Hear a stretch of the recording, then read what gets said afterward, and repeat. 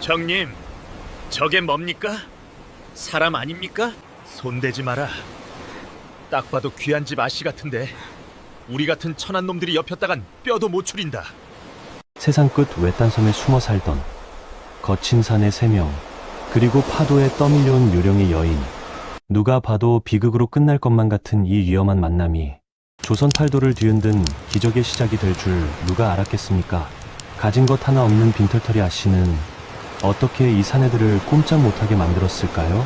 그리고 은빛 달빛 아래 바닷가에서 이들이 나눈 목숨을 건 약조는 과연 무엇이었을까요? 이야기 시작 전 구독과 좋아요는 구름야담에 큰 힘이 됩니다. 그럼 감동적인 옛 이야기 지금 바로 시작합니다. 옛날 옛적 중종 임금께서 나라를 다스리던 말년의 일이었습니다. 탐관오리들의 횡포가 극심하고 흉년이 겹쳐 백성들이 도탄에 빠진 시절이었지요. 남해 끝자락 칠산도라는 무인도에는 세상으로부터 버림받은 세 명의 사내가 살고 있었습니다. 힘이 장사인 박돌, 손재주가 뛰어난 돌쇠, 발이 빠른 막동이었습니다. 이들은 모두 억울한 누명과 빚더미를 피해 이 외딴 섬으로 도망쳐온 머슴들이었지요. 갯바위에 붙어 고둥을 캐고 미역을 뜯어 근근히 목숨을 이어가는 처지였습니다. 하지만 이들에게는 한 가지 희망이 있었습니다.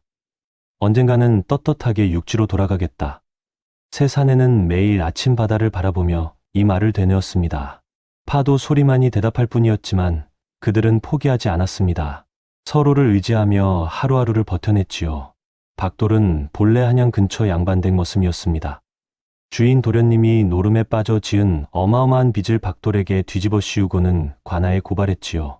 억울함을 호소할 곳도 없이 박돌은 밤을 틈타 도망쳐야 했습니다. 돌쇠는 목수였습니다. 그의 솜씨가 어찌나 뛰어났던지 관가에서까지 불러다 일을 시켰지만 천출이라는 이유로 공임을 제대로 주지 않았지요. 온갖 굳은 일만 시키다가 조금이라도 잘못이 있으면 매질을 했습니다. 견디다 못한 돌쇠는 결국 섬으로 도망쳤습니다. 막동이는 부모의 얼굴조차 모르는 고아였습니다. 이 집 저 집을 떠돌며 잔심부름을 하던 중 주인 영감의 돈주머니가 없어지자 아무 증거도 없이 도둑으로 몰렸지요. 곤장을 맞다가 간신히 도망쳐 나온 곳이 이 칠산도였습니다. 세 사내는 첫 만남부터 서로의 처지를 알아보았습니다. 세상이 우릴 천하게 봐도 우린 서로를 형제로 대하자. 박돌의 제안에 돌쇠와 막동이가 고개를 끄덕였습니다. 그날부터 세 사람은 진짜 형제처럼 의지하며 살아가기 시작했지요. 그해 가을이었습니다. 사흘 반나절 쉬지 않고 불어닥친 큰 태풍이 지나간 아침이었지요. 박돌이 물에 잠긴 움막을 살피러 바닷가로 나갔다가 이상한 것을 발견했습니다. 해변가에 사람이 쓰러져 있었던 것입니다. 가까이 다가가 보니 젊은 여인이었습니다.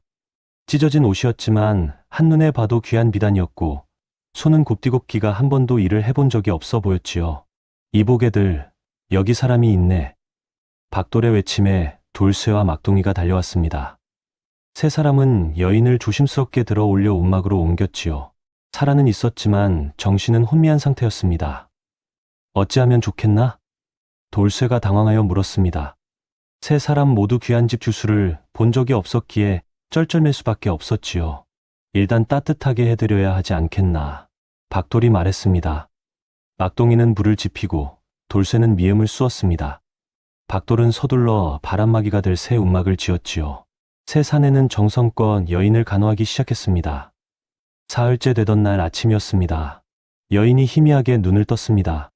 처음 본 것은 거칠게 생긴 사내 셋이 자신을 둘러싸고 있는 모습이었지요. 여인은 겁에 질려 몸을 떨었습니다. 저리 물러서시오. 가느다란 목소리였지만 떨림이 역력했습니다. 박돌이 황급히 몇 걸음 물러섰습니다.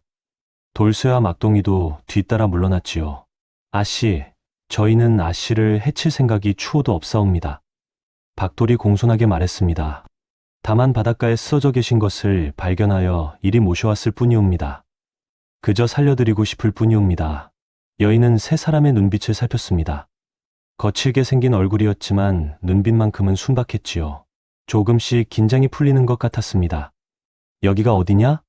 칠산도라 하옵니다. 남해 끝자락의 무인도이옵니다. 무인도라니. 여인이 창백한 얼굴로 중얼거렸습니다. 무슨 생각을 하는지 한참을 멍하니 있더니 입을 열었습니다. 나는 서윤이라 하노라. 그대들은? 소인은 박돌이라 하옵니다. 이쪽은 돌쇠, 저쪽은 막동이옵니다. 서윤이라 밝힌 여인은 더 이상 자신에 대해 말하지 않았습니다. 어디서 왔는지, 왜 바다에 떠내려왔는지 묻지 말아달라는 듯 입을 굳게 다물었지요. 하지만 말투와 몸가짐에서 범상치 않은 교양이 묻어났습니다. 미음을 받아들 때도 두 손으로 공손히 받았고 고맙다는 인사도 예법에 맞게 했습니다. 박돌은 더 이상 묻지 않기로 했습니다. 서윤 아씨에게도 말 못할 사정이 있으리라 짐작했지요. 자신들도 그러했으니까요. 며칠이 지나자 서윤의 몸이 차츰 회복되었습니다. 움막 밖으로 나와 바다를 바라보던 서윤은 새 사내가 까막눈이라는 사실을 알게 되었지요. 장을 보러 온 상인과 거래할 때 손가락으로 숫자만 셀 뿐 장부에 기록하지 못하는 것을 본 것입니다. 박돌, 서윤이 불렀습니다. 소인을 그리 부르시면 쓰겠사옵니다. 그대들에게 글을 가르쳐 주마. 서윤은 나무 막대기로 모래에 글자를 그렸습니다. 박돌, 돌쇠의 막동이라는 이름을 하나하나 정성껏 가르쳤지요. 이름이라도 쓸 줄 알아야 세상이 그대들을 속이지 못하느니라. 새 사내는 눈을 빛내며 배웠습니다. 어린아이처럼 서툰 손놀림으로 모래에 자신의 이름을 써 내려갔지요. 서윤은 음식 만드는 법도 가르쳐 주었습니다. 새 사내가 대충 끓여 먹던 생선죽에 해초와 약초를 더하니 기운이 나는 보양식이 되었습니다. 찢어진 삼배옷도 손수 기워 품에 맞게 고쳐주었지요. 아씨께서 우릴 사람 대접해 주시는구려. 돌쇠가 눈시울을 붉히며 말했습니다. 태어나서 처음으로 누군가에게 존중받는 기분이었습니다. 새 사내의 가슴속에 서윤에 대한 고마움이 깊이 새겨졌지요. 한 달쯤 지났을 때였습니다. 육지에서 해산물을 사러 온 상인들이 배를 타고 섬에 도착했습니다. 이들은 늘 헐값을 부르며 머슴들을 괴롭혔지요. 이게 전복이라고? 이런 것들에 단양이나 달라고? 상인 우두머리가 비웃었습니다. 시세가 그러하다고 들었사옵니다. 박돌이 조심스럽게 말했습니다. 천민 주제에 어디서 시세를 운운하느냐. 상인이 회초리를 들어 박돌의 등을 후쳤습니다. 박돌은 꿈쩍도 하지 않았지만 입술을 깨물었지요. 바로 그때였습니다. 잠깐 기다리게. 서윤이 움막에서 나왔습니다. 상인들이 깜짝 놀라 뒤를 돌아보았지요. 규수께서 어인일로?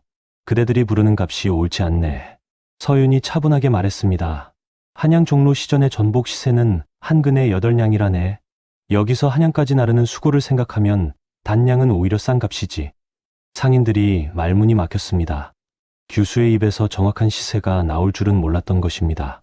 게다가 이 미역과 고등의 값도 너무 낮게 부르셨네. 장부에 기록해 주마. 서윤은 나무판에 또박또박 글씨를 적어 내려갔습니다.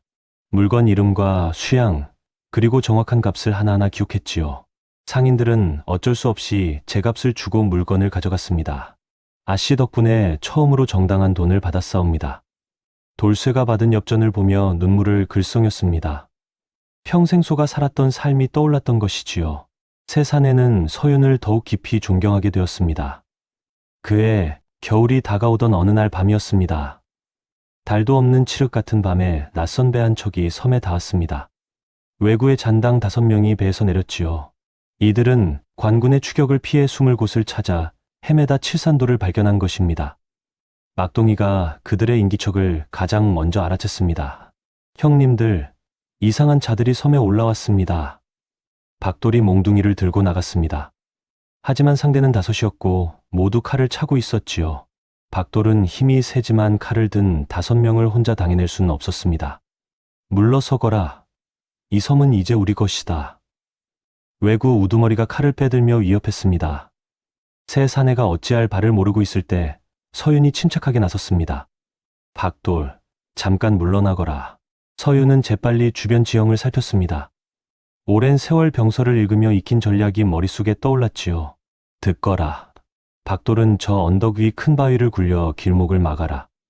돌쇠는 움막 뒤에 있는 그물을 가져와 저 좁은 길목에 쳐 두어라. 막동이는 횃불을 들고 이쪽 저쪽으로 뛰며 마치 사람이 많은 것처럼 보이게 하거라. 새 사내는 서윤의 지시를 정확히 따랐습니다. 왜구들이 움막 쪽으로 다가오자 박돌이 커다란 바위를 굴렸습니다. 쿵 하는 소리와 함께 바위가 길을 막았지요. 놀란 왜구들이 옆길로 돌아서자 그물에 걸려 넘어졌습니다. 적이다. 적입니다. 막동이가 횃불을 들고 이리저리 뛰며 술쳤습니다. 마치 여러 명이 있는 것처럼 보였지요. 왜구들은 혼란에 빠졌습니다. 어둠 속에서 얼마나 많은 적이 있는지 알 수 없었던 것입니다. 그 틈을 타 박돌이 달려들어 우두머리를 제압했고 나머지도 모두 사로잡았습니다. 아씨의 지혜가 아니었다면 우리 모두 죽었을 것이옵니다. 박돌이 무릎을 꿇으며 말했습니다. 새 사내는 서윤의 지혜에 감탄하며 그녀를 하늘처럼 떠받들게 되었지요.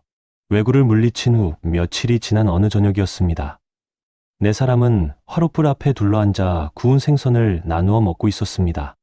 불꽃이 타닥타닥 소리를 내며 타오르는 가운데 막동이가 조심스럽게 입을 열었습니다.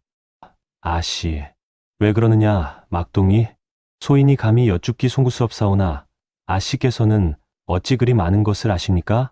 막동이의 물음에 박돌과 돌쇠도 귀를 기울였습니다. 사실 세 사람 모두 궁금했던 것이지요. 글도 아시고 셈법도 아시고 전쟁 계책까지 아시옵니다. 이는 보통 규수께서 아실 수 있는 것이 아니옵니다. 서윤은 한참을 침묵했습니다. 화롯불만이 조용히 타올랐습니다. 바닷바람이 움막 사이로 스며들어 촛불을 흔들었지요.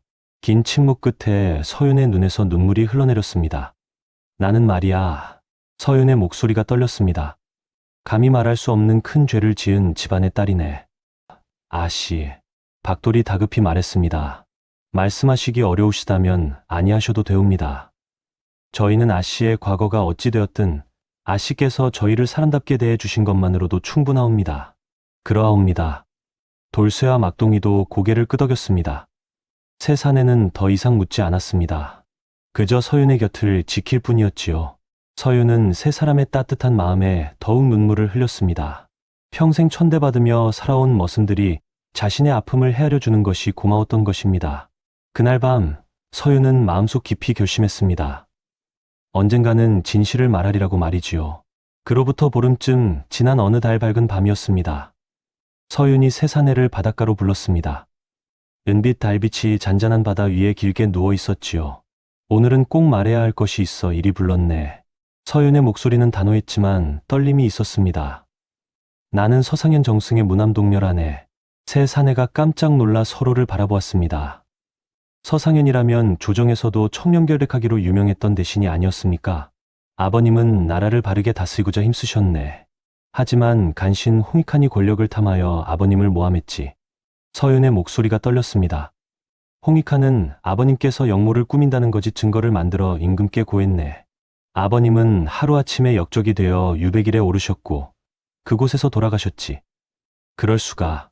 박돌이 주먹을 불끈 쥐었습니다. 우리 집안의 재산은 모두 몰수되었고 나는 관비로 끌려가게 되었네. 하지만 나를 호송하던 배가 큰 풍랑을 만난 안파되었고 나는 간신히 부서진 널빤지를 붙잡고 떠내려왔지. 그러다 이 칠산도에 이르게 된 것이라네. 서윤이 하늘을 올려다보았습니다. 달이 유난히 밝았지요. 아버님은 억울하게 돌아가셨네. 그리고 나마저 죽으면 우리 집안의 누명은 영영 풀리지 못할 것이야. 서윤의 눈에서 눈물이 주르르 흘러내렸습니다. 박돌이 무릎을 꿇으며 말했습니다. 아씨, 저희가 목숨을 걸고 한양까지 모시겠사옵니다. 그러하옵니다. 돌쇠와 막동이도 함께 무릎을 꿇었습니다. 저희는 비록 천한 몸이오나 아씨의 은혜를 잊지 못하옵니다. 아씨께서 아버님의 원통함을 푸시도록 저희가 힘을 보태겠사옵니다. 새 사내의 눈빛은 진심으로 가득했습니다. 서윤은 그들의 손을 꼭 잡았지요. 그날 밤 네 사람의 마음은 하나가 되었습니다. 며칠 후였습니다. 육지에서 해산물을 사러 온 상인이 섬에 도착했습니다. 평소와 다름없이 거래를 마치려는데 상인이 주위를 살피며 작은 목소리로 말했습니다. 혹시 서정승 댁과 관련된 분이 계시오? 서윤이 깜짝 놀라 상인을 바라보았습니다. 어찌 그런 말을 하는 것이냐? 한양에서 이상한 소문이 돌고 있사옵니다. 서정승의 따님이 관비로 끌려가던 배가 난파되었는데 시신을 찾지 못했다고요. 그래서 혹시 살아계신 게 아니냐는 이야기가 있사옵니다. 상인이 품에서 작은 편지 하나를 꺼냈습니다. 이 편지는 서정승과 함께 일하셨던 민 대감께서 몰래 전하라 하신 것이옵니다. 남의 일대를 다니는 상인들에게 모두 나누어 주며 혹시라도 서아 씨를 만나거든 꼭 전하라 하셨지요. 서윤이 떨리는 손으로 편지를 받았습니다. 봉인을 뜯고 내용을 읽는 서윤의 눈에서 눈물이 흘렀지요. 편지에는 이렇게 적혀 있었습니다. 서아 씨, 만약 이 편지를 받으신다면 부디 살아 계시기를 바라옵니다. 아버님과 함께 일했던 신하들이 홍익환의 비리를 캐내고 있사옵니다. 홍익환이 국고를 횡령하고 뇌물을 받은 증거를 찾았으며 곧 임금께 상소를 올릴 것이옵니다. 하지만 결정적인 증거가 하나 부족하옵니다. 바로 아씨의 증언이옵니다. 아씨께서 직접 아버님의 결백을 증명해 주셔야만 신원이 회복될 수 있사옵니다. 부디 한양으로 오십시오. 서윤의 손이 떨렸습니다. 아씨, 어찌하시겠사옵니까? 박돌이 물었습니다. 서윤은 한참을 고민했습니다. 한양으로 간다는 것은 곧 죽음을 각오해야 한다는 뜻이었습니다. 홍익환의 소나기가 조정 곳곳에 뻗어 있을 터였지요. 하지만 서윤은 결심했습니다. 가겠네. 아버님의 이름을 되찾겠네. 서윤의 목소리는 단호했습니다. 설령 내가 죽더라도 아버님의 누명만 벗겨드릴 수 있다면 여한이 없네. 새 사내는 서윤의 각오를 보며 고개를 끄덕였습니다. 그들도 함께 가기로 마음먹었지요. 그날부터 네 사람은 한양으로 가는 준비를 시작했습니다. 박돌, 돌쇠, 막동이는 2년 동안 모아둔 쌈짓돈을 모두 꺼냈습니다. 상인들과 거래하며 조금씩 모은 돈이었지요. 많지는 않았지만 세 사람에게는 전 재산이나 다름없었습니다. 아씨, 이 돈으로 한양까지 가는 여비를 마련하시옵소서. 이를 어쩐단 말이냐? 그대들이 그토록 힘들게 모은 돈을. 서윤이 손사래를 쳤습니다. 아씨께서 저희를 사람 대접해 주신 은혜에 비하면 이것은 아무것도 아니옵니다. 돌쇠가 말했습니다. 돌쇠는 가장 튼튼한 배를 만들기 시작했습니다. 섬에서 가장 단단한 나무를 골라 정성껏 깎고 다듬었지요. 2년 동안 갈고 닦은 솜씨를 모두 쏟아부었습니다. 이 배라면 한양까지 무사히 갈 수 있을 것이옵니다. 박돌은 백길의 위험에 대비했습니다. 튼튼한 몽둥이를 만들고 횃불과 부싯돌을 넉넉히 준비했지요.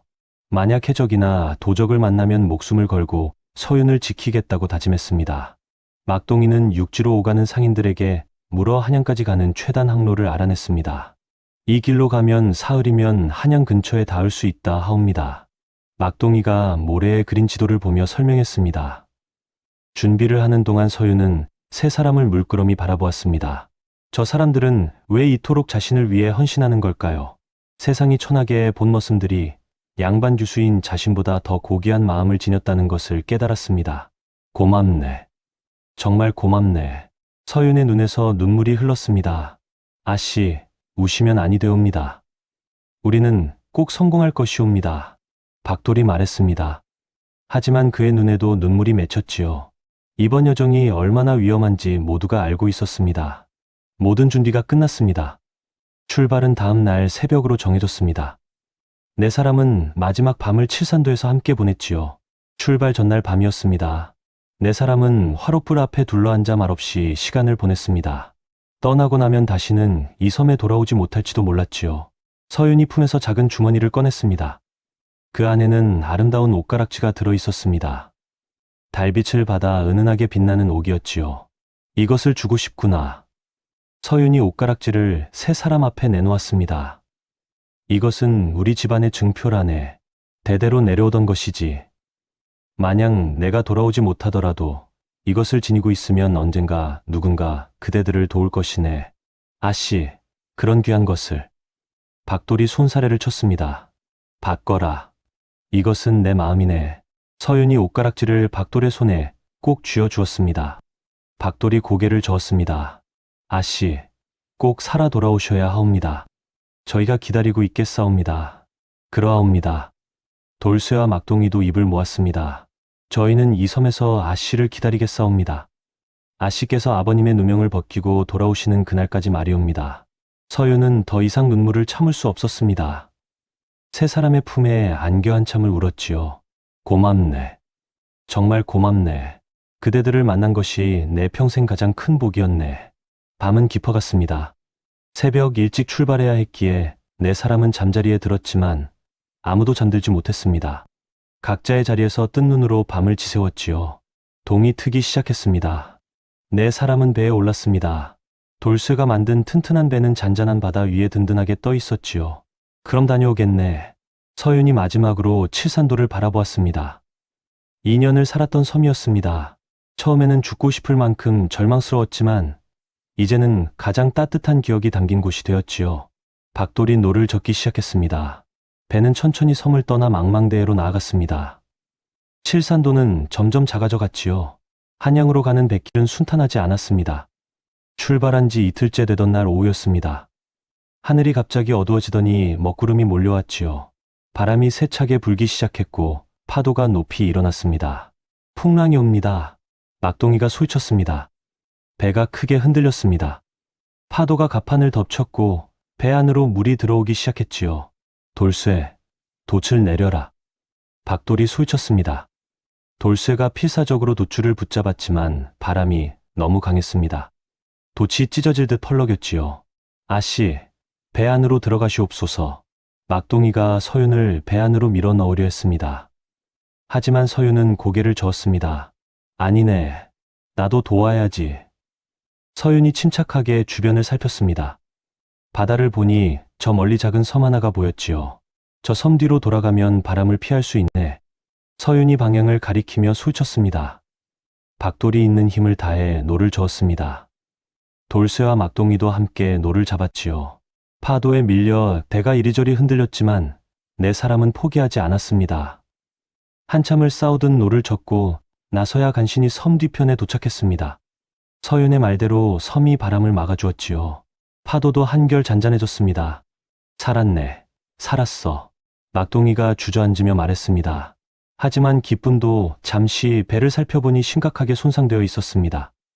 배전에 큰 구멍이 났고 돛은 반쯤 찢어져 있었지요. 이를 어쩐단 말이냐? 서윤이 걱정스런 얼굴로 말했습니다. 염려 마시옵소서, 아씨. 제가 고칠 수 있사옵니다. 돌쇠가 말했습니다. 그는 섬에 배를 대고 밤새 배를 수리했습니다. 박돌과 막동이가 횃불을 들고 옆에서 도왔지요. 다음 날 아침 배는 다시 항해할 수 있을 만큼 튼튼해졌습니다. 배를 고치고 다시 항해를 시작한 지 하루가 지났습니다. 마침내 육지가 보이기 시작했습니다. 한양까지는 이제 걸어서 사흘 거리였지요. 네 사람은 작은 포구에 배를 대었습니다. 하지만 문제가 있었습니다. 서윤의 행색이 너무 초라했던 것입니다. 찢어지고 낡은 옷을 입은 모습으로는 궁궐에 들어갈 수 없었지요. 제가 돈을 드리겠사옵니다. 마을에서 옷을 사입으시옵소서. 박돌이 남은 돈을 서윤에게 내밀었습니다. 고맙네. 서윤이 돈을 받아들고 마을로 향했습니다. 마을에서 저고리와 치마를 사고 갓근과 버선도 장만했습니다.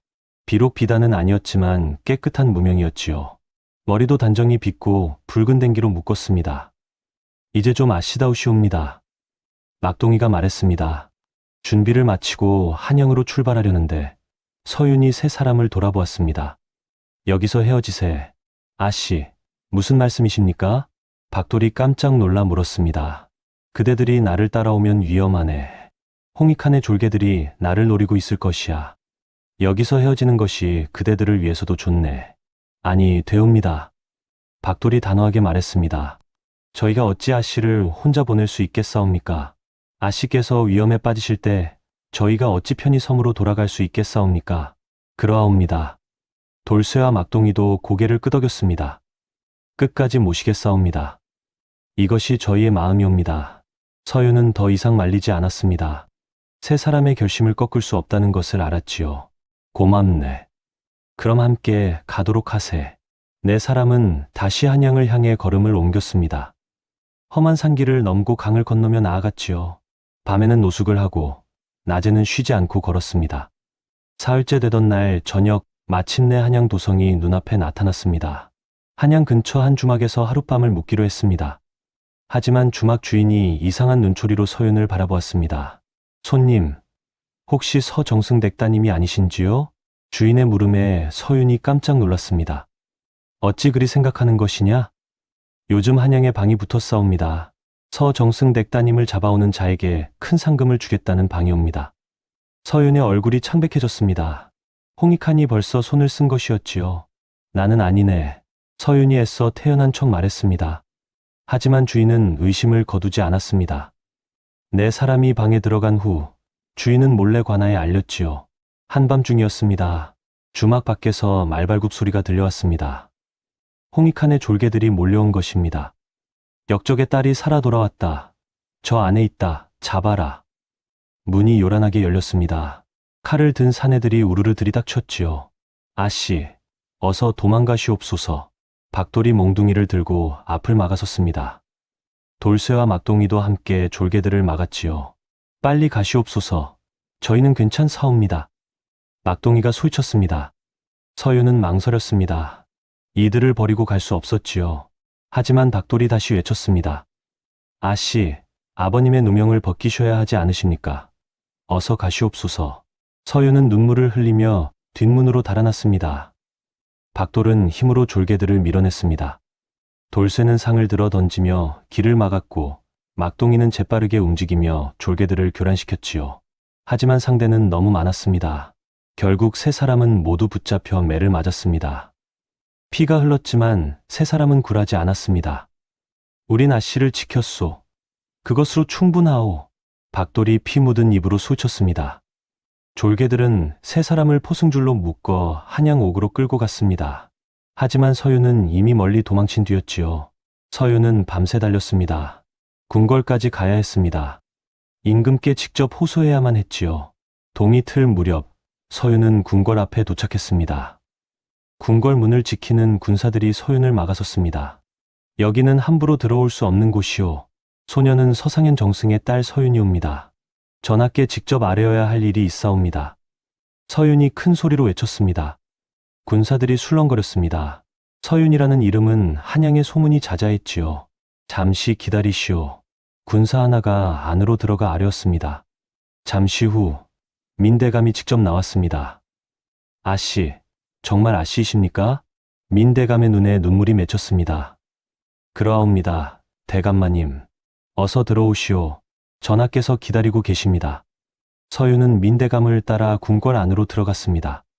대전의 임금이 앉아 계셨습니다. 서윤은 엎드려 절을 올렸지요. 전하, 소녀 서윤이옵니다. 아버님의 억울함을 아뢰고자 이렇게 왔사옵니다.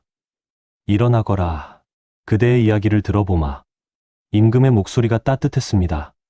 서윤은 아버지가 억울하게 역적으로 몰린 일을 낱낱이 아뢰었습니다. 그리고 아버지 서재에 숨겨두었던 장부와 편지들을 꺼냈지요. 홍익한이 국고를 횡령하고 뇌물을 받은 증거였습니다. 이것이 바로 홍익한의 영모 증거이옵니다. 대전이 발칵 뒤집혔습니다. 신하들이 웅성거렸고 홍익한은 얼굴이 하얗게 변했지요. 임금이 서윤이 내민 장부를 펼쳐보았습니다. 장부에는 홍익한이 지방 수령들에게서 받은 뇌물의 액수와 날짜가 빼곡히 적혀 있었습니다. 또한 국고의 돈을 빼돌린 내역도 상세히 기록되어 있었지요. 이것이 대체 무엇이냐? 임금이 홍익한을 노려보며 물었습니다. 홍익한은 땀을 뻘뻘 흘리며 변명하기 시작했습니다. 전하, 이것은 서역적의 딸이 꾸며낸 거짓이옵니다. 어찌 신을 모함하려는 것이옵니까? 거짓이라고? 임금의 목소리가 차갑게 식었습니다. 그렇다면 이 장부에 적힌 금액과 날짜가 모두 거짓이라는 말이냐? 호조에서 장부를 가져오너라. 호조 판서가 급히 창고로 달려가 장부를 가져왔습니다. 임금이 두 장부를 비교해 보았지요. 날짜와 금액이 정확히 일치했습니다. 이를 어찌 설명하겠느냐? 임금이 다그쳤습니다. 바로 그때 민대감이 나섰습니다. 전하, 신에게도 아랠 말씀이 있사옵니다. 민대감은 홍익한의 집에서 일하던 종을 데리고 왔습니다. 그 종은 홍익한이 밤마다 금은보화를 세던 것을 목격했다고 증언했지요. 신은 직접 보았사옵니다. 홍익한 대감의 창고에는 나라의 것으로 보이는 물건들이 가득했사옵니다. 다른 신하들도 하나둘 나서기 시작했습니다. 전하, 신도 홍익한에게 뇌물을 요구받은 적이 있사옵니다. 신도 그러하옵니다. 관직을 얻으려면 돈을 내라 했사옵니다. 증언이 쏟아졌습니다. 홍익한의 죄가 낱낱이 드러나기 시작했지요. 홍익한은 더 이상 변명할 수 없었습니다. 무릎을 꿇고 바닥에 엎드렸습니다. 전하, 죽을 죄를 지었사옵니다. 임금이 크게 진노했습니다. 내 놈이 충신을 역적으로 몰아 죽이고 국고를 횡령하고 백성들의 고열을 빨았구나. 의금부로 끌고 가 엄하게 국문하라. 의금부 나장들이 홍익한을 끌고 나갔습니다. 홍익한은 질질 끌려가며 살려달라 애원했지만 소용없었지요. 임금은 홍익한의 일당들도 모두 잡아들이라 명했습니다. 그날 하루에 수십 명의 간신들이 붙잡혔습니다. 며칠 후 임금은 정식으로 판결을 내렸습니다. 홍익하는 영모를 꾸미고 국고를 횡령한 죄로 귀양을 보내고 재산을 모두 몰수한다. 또한 홍익한의 일당들도 모두 돛을 빼앗고 유배를 보낸다. 대전에 모인 신하들이 모두 절을 올렸습니다. 성은이 만극하옵니다. 임금은 다시 서윤을 불렀습니다. 서윤아, 예, 전하. 너의 아버지 서상현은 억울하게 역적으로 몰렸느니라. 이제 그 누명을 벗기고 신원을 회복하노라. 또한 정렬을 내려 충신으로 기리도록 하겠다. 서윤은 눈물을 흘리며 절을 올렸습니다. 전하, 감사하옵니다. 이제 아버님께서 편히 쉬실 수 있겠사옵니다. 또한 너의 집안 재산도 모두 돌려주겠노라. 내가 겪은 고생이 얼마나 컸겠느냐. 황송하옵니다, 전하. 서윤은 바닥에 이마를 대고 통곡했습니다. 2년 동안의 고생과 슬픔이 한꺼번에 쏟아져 나왔지요. 아버지의 누명이 벗겨졌다는 안도감에 몸을 가누지 못했습니다. 대전에 모인 신하들도 모두 눈시울을 붉혔습니다. 충신의 딸이 이토록 어려운 길을 걸어 아버지의 명예를 되찾았다는 것에 감동한 것이지요. 궁궐에서 나온 서윤이 가장 먼저 한 일은 3명의 머슴을 찾는 것이었습니다. 민대감마님, 저를 도와주신 3분을 찾아야 하옵니다. 누구를 말하는 것이오? 박돌, 돌쇠, 막동이라는 3머슴이옵니다. 저를 한양까지 모셔다 주시다가 홍익한의 졸개들에게 붙잡혀 싸웁니다. 민대감이 즉시 사람을 보내 알아보게 했습니다. 3사람은 한양옥에 갇혀 있었습니다. 다행히 큰 상처는 없었지만 곤장을 맞아 몸이 성한 데가 없었지요. 서윤은 직접 옥으로 달려갔습니다. 박돌, 돌쇠, 막동이, 서윤의 목소리에 3사람이 고개를 들었습니다. 아씨, 무사하시옵니까? 박돌이 반가워하며 물었습니다. 그러하네. 덕분에 아버님의 누명을 벗겼네. 다행이옵니다. 정말 다행이옵니다. 돌쇠와 막동이도 기뻐하며 눈물을 흘렸습니다. 자신들이 맞은 고통은 아무것도 아니었지요. 서윤이 무사하고 목적을 달성했다는 것만으로 충분했습니다. 서윤은 즉시 임금께 추청했습니다. 전하, 이 3분이 없었다면 신첩은 여기까지 올 수도 없었사옵니다. 칠산도에서 저를 살려주시고 한양까지 목숨을 걸고 모셔다 주셨사옵니다. 서윤은 3사람이 한 일을 낱낱이 아뢰었습니다. 어떻게 간호해 주었는지, 어떻게 왜구를 물리쳤는지, 어떻게 풍랑 속에서 배를 지켰는지 말이지요. 이들의 공이 없었다면 신첩은 진작에 죽었을 것이옵니다. 부디 이들을 석방해 주시옵소서. 임금은 서윤의 말을 듣고 크게 감동했습니다. 머슴 신분으로 양반 규수를 이토록 극진히 모셨다니 참으로 의로운 자들이로다. 즉시 석방하라. 3사람은 곧바로 풀려났습니다. 하지만 임금의 은전은 거기서 끝나지 않았습니다. 서윤아, 이 3사람에게 상을 내리고 싶구나. 무엇이 좋겠느냐? 서윤이 생각했습니다. 무엇이 이들에게 가장 큰 선물이 될까요? 전하, 이들의 천민 신분을 벗겨 주시옵소서. 3사람이 깜짝 놀라 서윤을 바라보았습니다. 신분을 바꾸어 달라는 것이냐? 그러하옵니다. 이들은 천한 신분 때문에 평생 서름을 당했사옵니다. 부디 양인으로 만들어 주시옵소서. 임금이 고개를 끄덕였습니다. 좋다. 박돌, 돌쇠, 막동이의 천민 신분을 면천하여 양인으로 삼는다. 3사람은 믿을 수 없다는 표정으로 서로를 바라보았습니다. 평생 꿈도 꾸지 못했던 일이 눈앞에서 일어나고 있었지요. 또한 박돌에게는 무관말직의 벼슬을, 돌쇠에게는 공장의 직함을, 막동이에게는 서윤 가문의 청지기 자리를 내리노라. 황송하옵니다, 전하. 3사람은 바닥에 엎드려 절을 올렸습니다. 눈물이 멈추지 않았지요. 서윤도 함께 울었습니다. 자신을 살려준 이들에게 이만한 보답을 할 수 있다는 것이 기뻤습니다. 억울함을 벗은 서윤은 부친의 관직을 회복받고 가문을 다시 일으킵니다. 그녀는 임금께 칠산도 전체를 하사받아 3사람에게 나눠줍니다. 또한 가장 중요한 것, 연천교지를 받아내어 3사람을 천민에서 양민 신분으로 올려줍니다. 서윤은 한양으로 그들을 데려가려 합니다. 박돌 오라버님, 무과급제하셨으니 무관직을 되찾으십시오. 돌쇠 오라버님, 한양 선공감에서 목장으로 일하시면 넉넉히 사실 수 있습니다. 막동아, 우리 집 청지기가 되어다오. 좋은 규수도 만나게 해주마. 하지만 3사람은 서로 눈빛을 나누더니 고개를 젓습니다. 아씨. 박돌이 무릎을 꿇고 정중히 말합니다. 저희는 이 섬으로 돌아가렵니다. 한양에 가면 다시 양반과 상놈으로 나뉘겠지요. 여기서는 우리 셋이 형제고 아씨는 우리의 누이 동생이었습니다.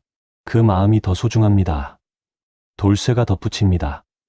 양민이 되었으니 이제는 떳떳하게 이 땅의 주인으로 살 수 있습니다.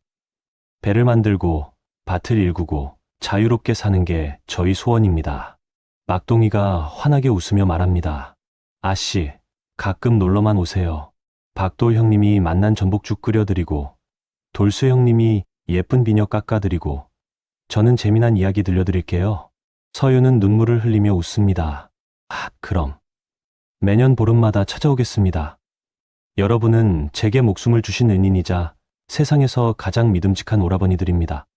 금이 환양한 서윤이 화려한 판옥선을 타고 떠나는 모습을 세 사람은 해변에서 바라봅니다. 그 후로 서윤은 약속을 지켰습니다. 매년 보름이면 어김없이 칠산도를 찾아와 며칠씩 머물렀습니다. 서윤의 후원으로 섬에는 우물이 파지고 좋은 씨앗이 들어오고 작은 선착장이 세워졌습니다. 세 사람은 자유민이 되어 떳떳하게 섬을 일구며 살았습니다.